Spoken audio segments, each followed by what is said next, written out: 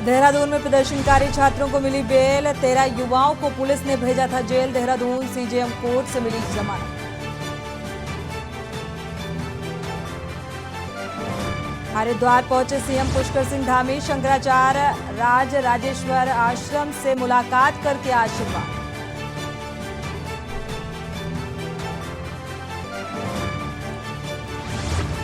सरकारी नौकरी में महिलाओं के आरक्षण को हाईकोर्ट में चुनौती, हाईकोर्ट ने सरकार से मांगा जवाब।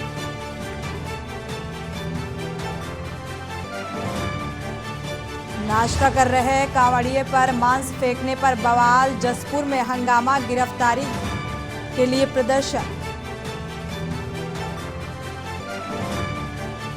केदारनाथ में तीर्थयात्रियों को नहीं करना पड़ेगा इंतजार, 1 घंटे में 1200 श्रद्धालु कर सकेंगे दर्शन, मिलेगा टोकन।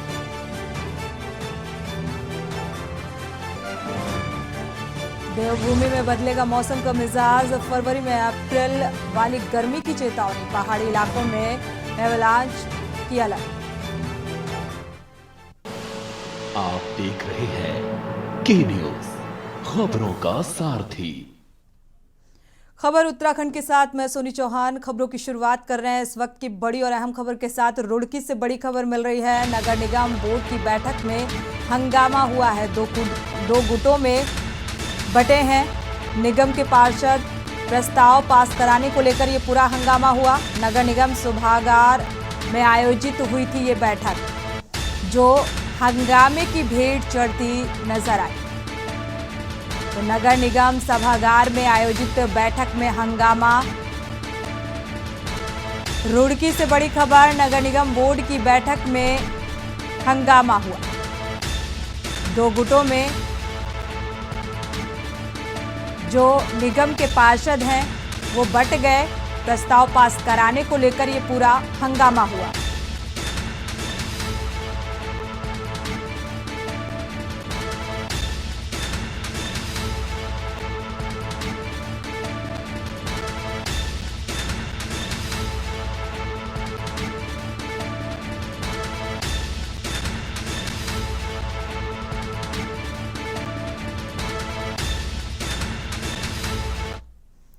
खबर देहरादून से है। मुख्यमंत्री आवास देहरादून में सीएम पुष्कर सिंह धामी की अध्यक्षता में आज कैबिनेट की बैठक हुई और कैबिनेट की बैठक में कुल 52 मामले सामने आए। बैठक में अगले विधानसभा का सत्र 13 से 18 मार्च के बीच गैरसैंण भराड़ीसैंण में कराने का निर्णय लिया गया है। इसके साथ ही रेरा के ढांचा में 31 पद सृजित किए गए। दिव्यांग बच्चों की शिक्षा के लिए स्कूल, 3000 वर्ग मीटर सरकारी भूमि पुरकुल में खुलेगा और आवास मसूरी में पीडब्ल्यूडी के गेस्ट हाउस की जगह मल्टी स्टोरी पार्किंग बनाई जाएगी। इससे 15 मीटर तक बनाने की शिथिलता है। मुख्यमंत्री आवास सभागार में कैबिनेट बैठक के बाद मुख्य सचिव एसएस संधू ने ब्रीफिंग कर बैठक के विस्तार में जानकारी दी। विद्यालय शिक्षा में नई शिक्षा नीति के तहत दिव्यांग बच्चों के लिए 285 विशेष शिक्षकों की नियुक्ति करने की बात पर मुहर लगी है। साथ ही देहरादून में मेट्रो नियमों के लिए विभागीय जमीन ₹1 कर दी जाएगी और साथ ही एमएसएमई में केवल ऑनलाइन व्यवस्था आज से लागू की गई है। स्टेट मिलेट मिशन को राज्य कैबिनेट की मंजूरी के साथ मंडवे को बढ़ावा दिया जाएगा। साथ ही श्रम विभाग के तहत पंजीकरण में 20 दिन के बाद स्वतः पंजीकरण माना जाएगा। पीडब्ल्यूडी विभाग की नियमावली में संशोधन किया गया है।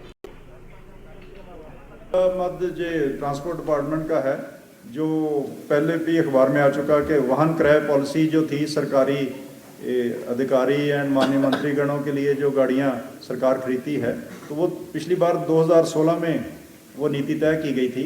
उसके बाद काफ़ी कारों और वाहनों की कीमत बढ़ गई और जो पहले पुराना जो सीमा निर्धारित की गई थी उसमें किराए हो जाते थे, अब वो नहीं हो पा रहे थे, विभागों को दिक्कत आ रही थी।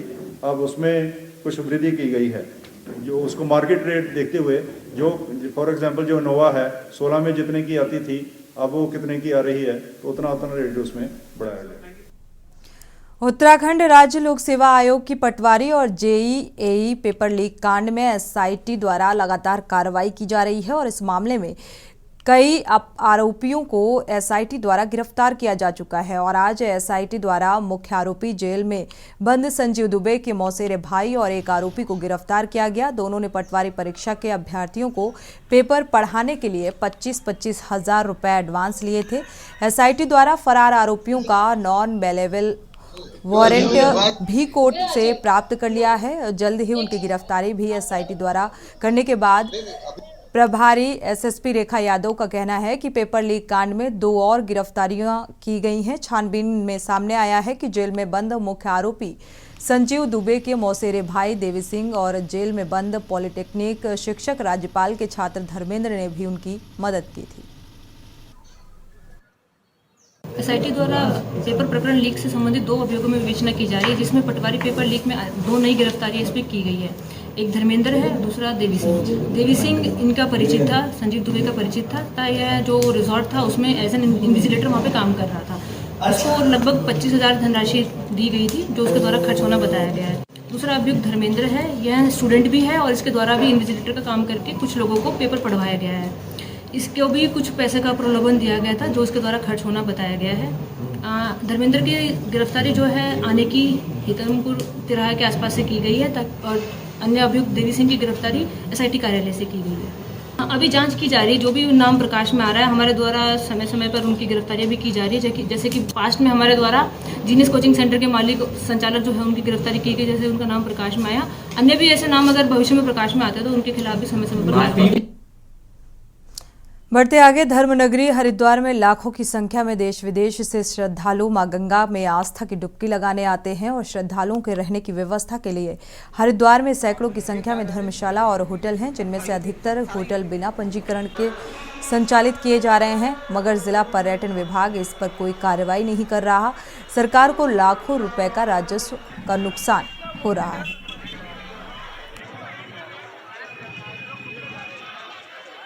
पहले जो है सराय पंजीकरण चलता था, वो 2017 से 16 से वो निरसन हो गया, समाप्त हो गया। अब हमारी उत्तराखंड पर्यटन यात्रा व्यवसाय पंजीकरण नियमावली 2014 संशोधित 2016 लागू है, जिसके तहत कुछ मूलभूत अभिलेख हैं जिनका ऑनलाइन अपलोड करना बहुत ज़रूरी है।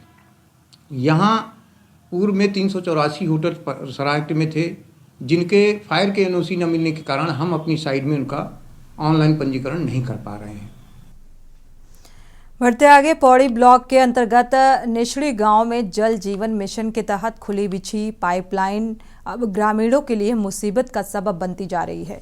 आज सोमवार को गांव का एक ग्रामीण मनवर सिंह पेयजल लाइन में उलझकर गिर गया और घायल हो गया। इसके चलते घायल को पौड़ी जिला अस्पताल में भर्ती कराना पड़ा। स्थानीय ग्रामीण रोबिन सिंह ने बताया कि इससे पूर्व भी कई लोग गांव में खुली बिछी हुई जल जीवन मिशन की पाइपलाइनों में उलझने के चलते चोटिल हुए हैं। उन्होंने जल जीवन मिशन के तहत बिछी पाइपलाइनों को भूमिगत करने की मांग प्रशासन से की है। इस संबंध में जल संस्थान के सहायक अभियंता जगदीश कंडेरी ने बताया कि जल जीवन मिशन के तहत कार्य अभी चल रहे हैं। इस बात का संज्ञान उन्हें है और जांच कर इस पर कार्रवाई भी की जाएगी। और भी गांव में लोगों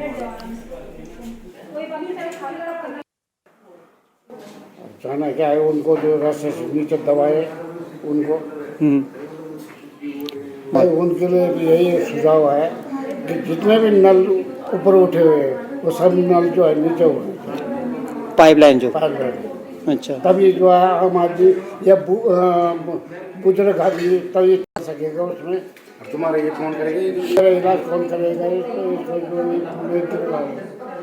ये कल आप ही के माध्यम से ये हमारे संज्ञान में आए तो हमने तुरंत इस संज्ञान का कार्रवाई की। उसमें जो हमारे कार्यस्थल पे कनिष्ठ अभियंता थे वो उसी क्षेत्र में थे, तो हमने वहाँ पे भेजा है। तो काफ़ी देर से हमें ये सूचना मिल पाई कि वहाँ पे ऐसा हो, क्योंकि जानकारी गांव वालों को भी नहीं थी इस चीज़ की। तो वहाँ पे पुराने भी कई सारे पाइप लाइनें बिछी हुई हैं। तो ये उस स्थल पर तो अभी हमारी पाइप लाइन नहीं बिछी थी, पर पूरे गांव में अभी हमारा कार्य चल रहा है पाइप लाइन का, वो अभी प्रारंभिक स्तर पे है। तो अगर हमारे स्तर से भी ये होती है तो ये अच्छी बात नहीं है, क्योंकि इसमें जो पैदल रास्ते में है तो वहाँ पे तो ये वो पाइप ओपन होने ही नहीं है। रुक करते हैं खबरों का। दिनेशपुर के भोला शर्मा एवं दीपक मक्कड़ को भाजपा जिला कार्यकारिणी सदस्य बनाए जाने पर दिनेशपुर के भाजपा कार्यकर्ताओं ने जोरदार स्वागत किया। भोला शर्मा को भाजपा के विशेष जिला कार्यकारिणी सदस्य और दीपक मक्कड़ को जिला कार्यकारिणी सदस्य बनाया गया। इस दौरान भाजपा जिला अध्यक्ष गुंजन सुखीजा ने भोला शर्मा एवं दीपक मक्कड़ को माला पहनाकर उनका स्वागत किया और भाजपा जिला अध्यक्ष गुंजन सुखीजा ने इस दौरान कई अहम बातें कही।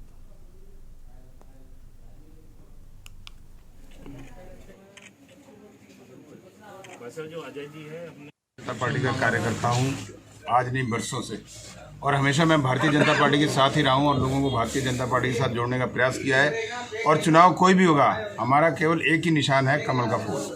पार्टी जिस किसी को भी, चाहे वो सभासद के लिए, चाहे चेयरमैन के लिए, जिसको भी पार्टी हरी झंडी देगी, जिसको भी टिकट देगी, हम सभी कार्यकर्ता, मैं नहीं, जो भारतीय जनता पार्टी कार्यकर्ता हैं, सभी हम लोग मिलकर के, पहले भी हमने प्रयास करके यहाँ सफलता पाई है और भविष्य का जो चुनाव होगा उसमें भी हम लोग सारे एकजुट होकर के इस चुनाव को जीतेंगे। हमारी केंद्र सरकार, मोदी जी की सरकार और प्रदेश की धामी जी की सरकार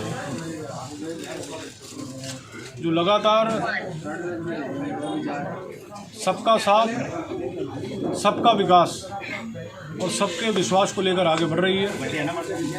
और चूंकि केंद्र सरकार जिन्होंने हर चीज़ को डिजिटल करने का काम किया है और उस डिजिटल के माध्यम से जो पैसा केंद्र सरकार की तरफ से चलता है वो नीचे के व्यक्ति तक 100% पहुंचता है। मैं आपको याद दिलाना चाहूँगा, स्वर्गीय पूर्व प्रधानमंत्री राजीव गांधी जी, उन्होंने एक बात खुद कही थी कि हम जो 1 रुपया ऊपर से भेजते हैं वो नीचे तक रहते रहते वो 15 पैसे रह जाता है। बढ़ते आगे, भारतीय किसान यूनियन अंबावता के राष्ट्रीय अध्यक्ष चौधरी ऋषिपाल अंबावता के नेतृत्व में नई दिल्ली में हरिद्वार तक एक किसान चेतना यात्रा निकाली गई। साथ ही हरिद्वार में समापन हुआ। नई दिल्ली से हरिद्वार तक यात्रा का कई स्थानों पर किसानों ने जोरदार स्वागत किया। इस यात्रा के माध्यम से किसानों को जोड़ने का कार्य किया गया। साथ ही भारतीय किसान यूनियन अंबावता दिल्ली में बड़ी पंचायत करने जा रही है और इसमें देश के कोने कोने से किसानों को आमंत्रित किया जाएगा। चौधरी ऋषिपाल अंबावता का कहना है कि पूरे देश में निकाली जा रही किसान चेतना यात्रा का उद्देश्य किसानों को जागरूक करना है। सरकार किसानों की समस्याओं का समाधान करने में विफल साबित हुई है। गन्ने का भुगतान नहीं हो रहा है। 20 फरवरी को दिल्ली में किसानों की बड़ी पंचायत योजना की जाएगी। केंद्र सरकार की किसान विरोधी नीतियों के खिलाफ बड़ा आंदोलन शुरू किया जाएगा। यदि समस्याओं का समाधान नहीं हुआ तो किसान सरकार को उखाड़ फेंकेंगे। 1 फरवरी को किसान चेतना यात्रा को लखनऊ के लिए रवाना किया जाएगा।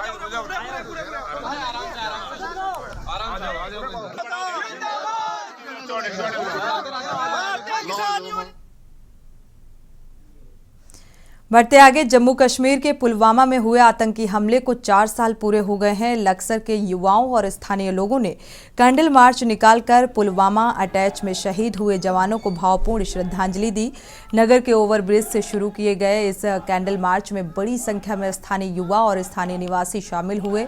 पूरे नगर में भारत माता की जय और वंदे मातरम जैसे देशभक्ति नारों के साथ कैंडल मार्च निकाला गया। इस दौरान यात्रा निकाल रहे लोगों ने कहा कि जम्मू कश्मीर के पुलवामा में हुए आतंकी हमले में देश के 40 वीर जवानों ने अपनी शहादत दे दी। देश की रक्षा में उनके इस योगदान को भुलाया नहीं जा सकता।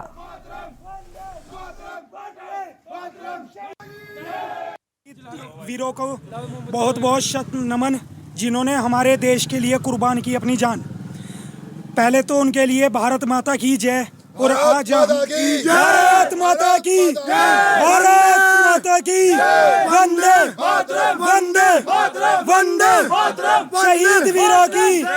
शहीद वीरों की। देखिए, मैं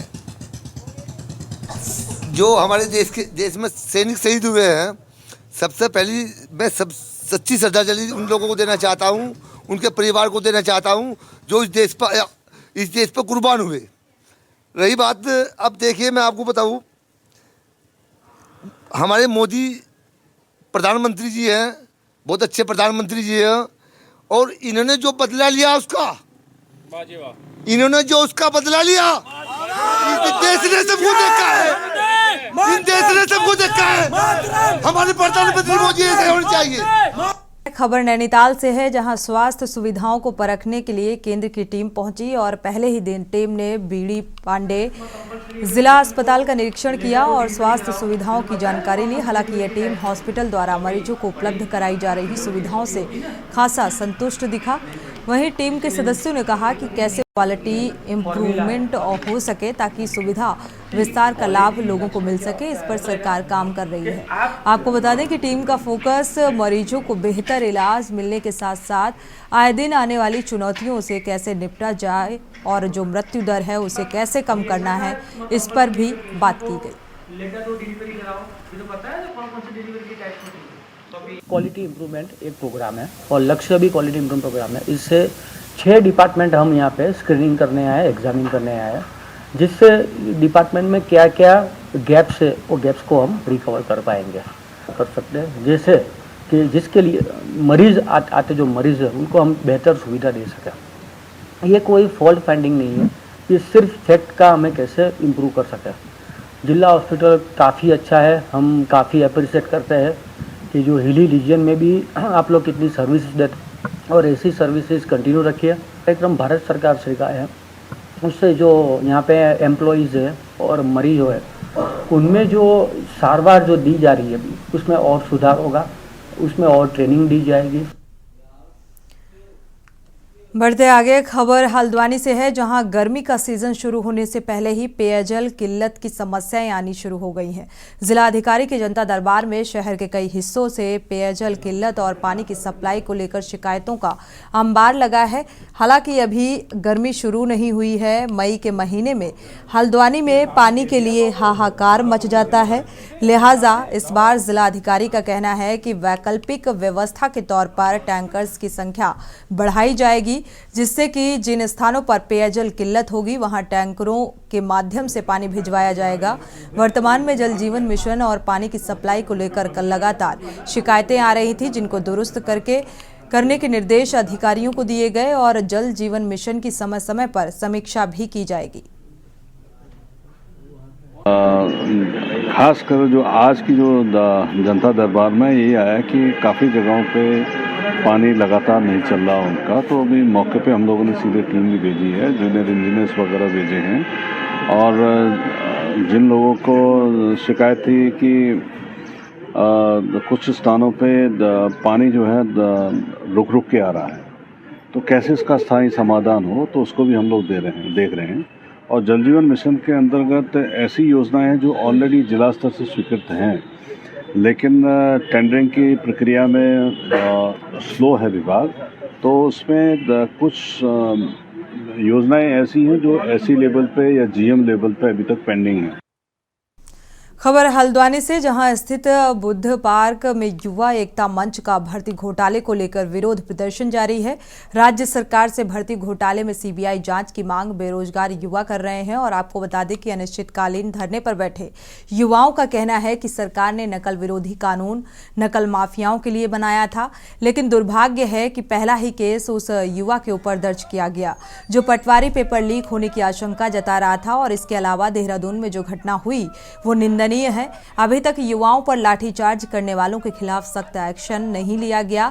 जो युवा अपने और लाखों बेरोजगारों की हक की लड़ाई कर रहे थे, उन्हें गिरफ्तार कर दिया गया। जमानत भी नहीं दी जा रही है, लेकिन हाकिम सिंह जैसे लोग जिन्होंने लाखों युवाओं का भविष्य बर्बाद किया, पेपर लीक करवाए, उन्हें जमानत दी जा रही है।